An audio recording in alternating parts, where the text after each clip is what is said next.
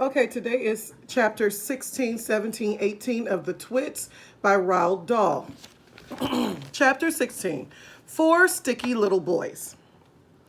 On one Tuesday evening, after Mr. Twit had been up the ladder and smeared the tree with Hugtite, four little boys crept into the garden to look at the monkeys. They didn't care about the thistles and the stinging nettles, not when there were monkeys to look at. After a while, they got tired of looking at the monkeys, so they explored further into the garden and found the ladder leaning against the big dead tree. They decided to climb it just for fun. There's nothing wrong with that. The next morning, when Mr. Twit went out to collect the birds, he found four miserable little boys sitting in a tree, stuck as tight as could be by the seats of their pants to the branches. There were no birds because the presence of the boys had scared them away. Mr. Twit was furious. "As there are no birds for my pie tonight," he shouted, "then it'll have to be boys instead." He started to climb the ladder. "Boy pie might be better than bird pie," he went on, grinning horribly. "More meat and not so many tiny little bones." The boys were terrified. "Oh, he's going to boil us," cried one of them. "He'll stew us alive," wailed the second one. "He'll cook us with carrots," cried the third one. But the fourth little boy, who had more sense than the others, whispered, "Listen, I've just had an idea.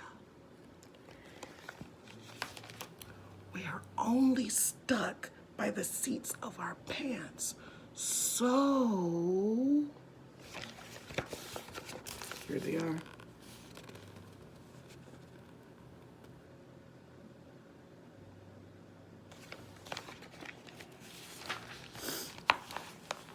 "Quick, unbutton your pants and slip out of them and fall to the ground." Mr. Twit had reached the top of the ladder and was just about to make a grab for the nearest boy when they all suddenly tumbled out of the tree, boom, boom, boom, boom, boom, boom, and ran for home with their naked bottoms winking at the sun. All right, just warning you ahead of time, this is a sight to see. Oh boy. Next chapter, The Great Upside Down Monkey Circus. Let me show you my monkeys.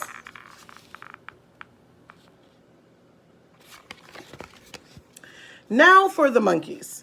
The four monkeys in the cage in the garden were all one family. They were Mugglewump and his wife, so Mugglewump and his wife and their two small children, four monkeys.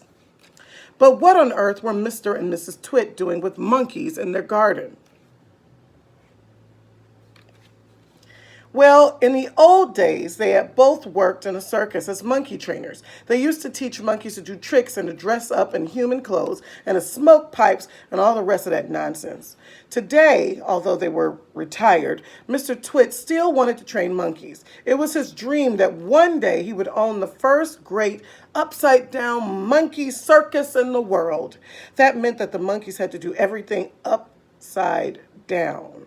They had to dance upside down, on their hands with their feet in the air. Oh, goodness. They had to play football upside down. They had to balance one on top of the other upside down, with Mugglewump at the bottom and the smallest baby monkey at the very top. They even had to eat and drink upside down. And that is not an easy thing to do because the food and water has to go up your throat instead of down it. In fact, it is almost impossible, but the monkeys simply had to do it. Otherwise, they got nothing. All this sounds pretty silly to you and me. It sounded pretty silly to the monkeys, too. They absolutely hated having to do this upside-down nonsense day after day. It made them giddy standing on their heads for hours on end. Oh! Sometimes the two small monkey children would faint, with so much blood getting to their heads. But Mr. Twit didn't care about that. He kept them practicing for 6 hours every day. And if they didn't do as they were told, Mrs. Twit would soon come running with her beastly stick.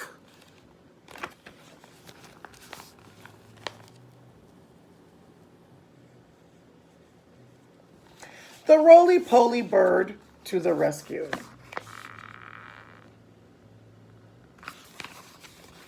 Mugglewump and his family longed to escape from the cage in Mr. Twit's garden and go back to the African jungle where they came from. They hated Mr. and Mrs. Twit for making their lives so miserable. They also hated them for what they did to the birds every Tuesday and Wednesday.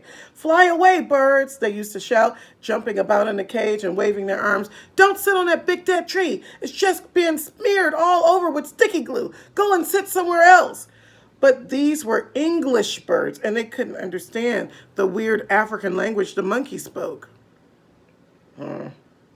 So they took no notice and went on using the big dead tree and getting caught for Mrs. Twit's bird pie.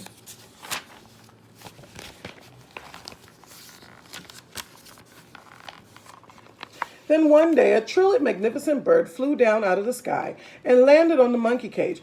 "Good heavens!" cried all the monkeys together. "It's the roly-poly bird. What on earth are you doing over here in England, roly-poly bird?"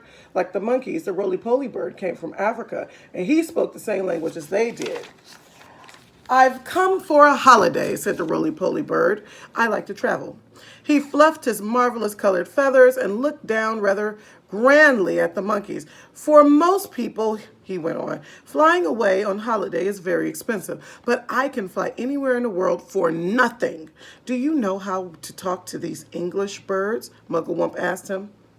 "Of course I do," said the roly-poly bird. "It's no good going to a country and not knowing the language."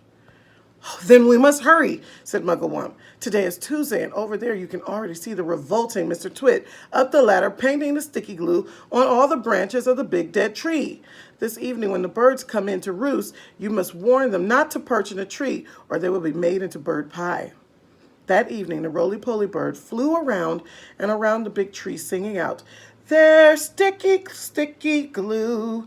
There's sticky stick stuff all over the tree. If you land in the branches, you'll never be free. So fly away, stay up high, or you'll finish up tomorrow in a hot bird pie."